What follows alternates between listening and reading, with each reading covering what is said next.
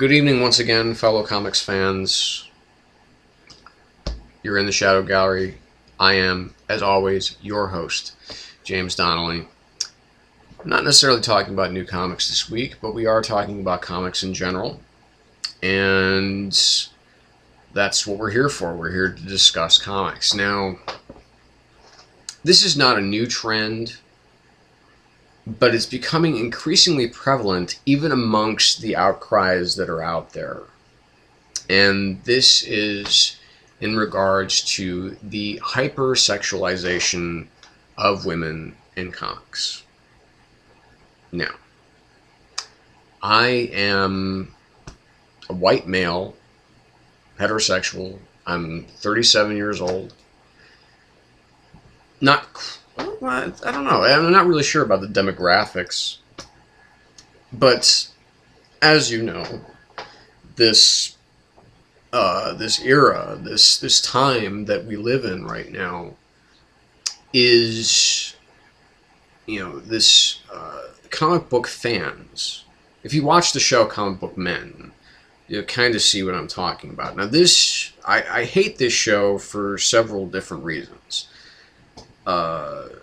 Unfortunately, one of them is Kevin Smith, because he's basically created a show that actually furthers the stereotype that the only people that read and love comic books are a bunch of, immature, men who just like to sit around, talk about, superheroine tit size and make dick jokes, and the kind of perpetuation of that stereotype is something that it's insulting, and frankly the show is just boring. Sorry, Kevin, but that's just how I feel. Loved Red State, hate your new show, okay? You've dealt with criticism before, I'm sure you can deal with this, okay? So, anyway, that's kind of beside the point, but that is kind of the age that we live in. A lot of comic fans, the bulk, I would say, are male. I don't, when I go in to watch taping of my friend Byron Augustin's The Comic Book Insider every week at Gotham City Comics and Coffee in Mesa, Arizona, it's pretty much 90% men.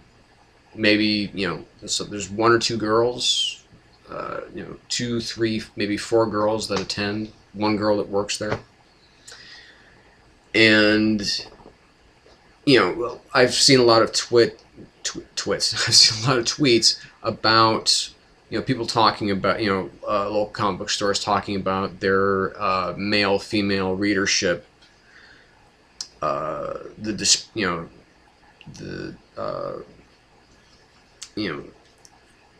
fucking word that's just basically the split. It's not even. Obviously men are higher on the list. I'd like to believe that it's getting, the balances are starting to tip more in women's favor, because I think there are some, there are definitely some more female-friendly issues out there, and following DC women kicking ass on both Tumblr and on Twitter. Most of their art, most of their blog posts fascinate me. I think they make some excellent points. For instance, now I went into the comic store last week to pick up my comics, okay? And as if you watched my segment from this week of my new comics bitches, most of the the comics that I reviewed, there's 2 that I want to show to you. There's one which is, again, this is the cover for Jennifer Blood number 9.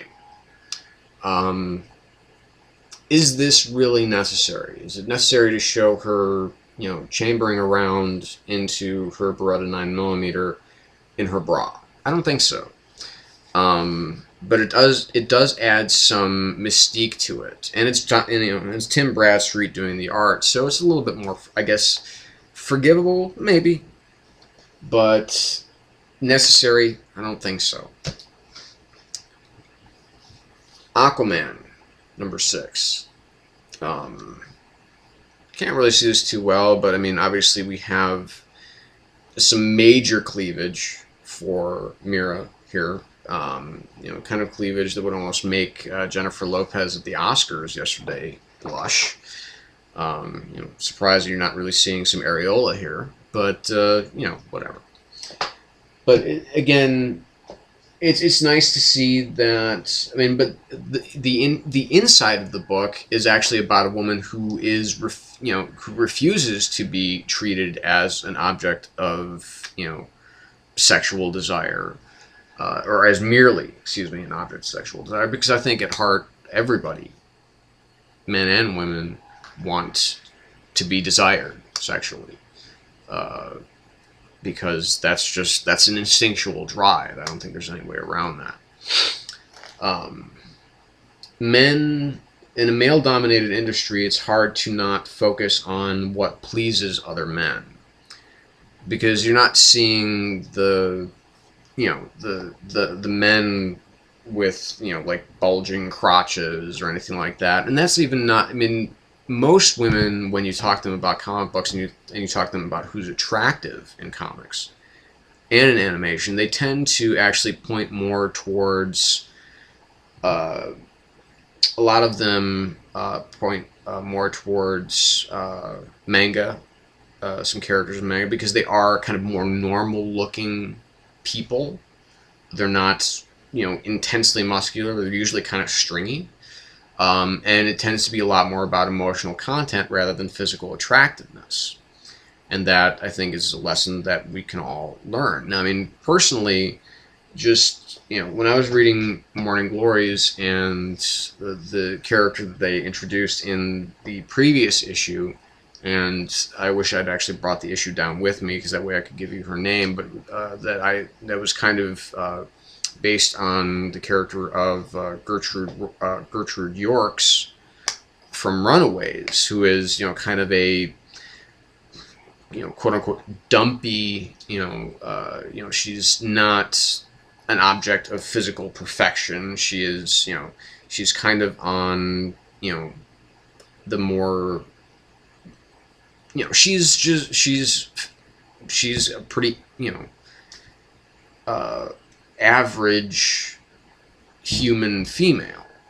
She's not 36, 22, 36. She's not this perfectly dimensioned woman, yet she is, I think, to me, probably the most attractive of all of the characters from Runaways. And I know that that's weird, but I mean, at least as far as, to me, because of her personality. She's an incredibly quick-witted person. She's very smart. She's very charming.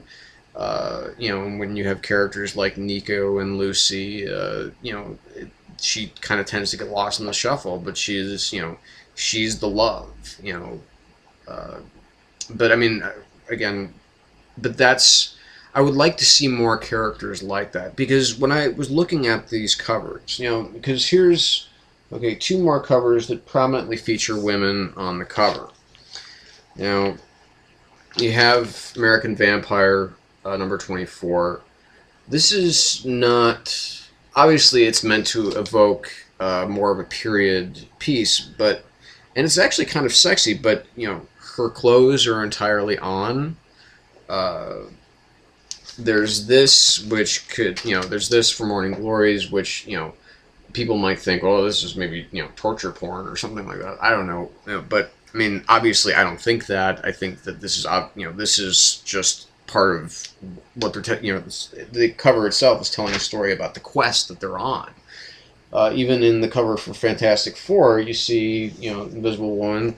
She is not, completely, she's not, grossly caricatured as far as, her breast size or her waist size or anything like that. She's just, she's a very, very attractive woman, but she's not, falling out.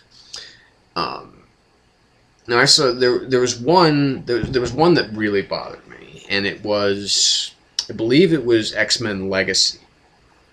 And basically the cover, it's Rogue standing there in her kind of traditional green jumpsuit, and it's, you know, and she has, you know, her whole, the voluminous breasts, and, you know, kind of the perfect waist, and everything like that. And, you know, her costume is in tatters. Why?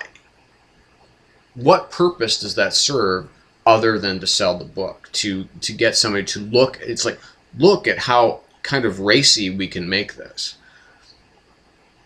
And there were more covers that were like that, and I can't honestly remember what they were. I was taking kind of mental notes when I was there, but this was last Wednesday, and shit, I can barely remember what happened yesterday. So, and these are books that I do not collect. So, I mean, it's like, you know, when you have, like, Amanda Waller, all of a sudden, you know, she was, like, you know, this great big, she was the Wall, right? I mean, that was part of what she was, you know, mentally and physically. You know, she was big, and she was tough, and she, you know, she could make Batman pee his pants. And, you know, and now she's, you know, essentially she looks like a model. What gives? You know, a lot of reinventions like that. I mean, you've got, you know, Harley Quinn. I mean, she's always been, you know, kind of pseudo-sexy, but, I mean, it's never been to the extent that it is now, this massive hypersexualization of her character.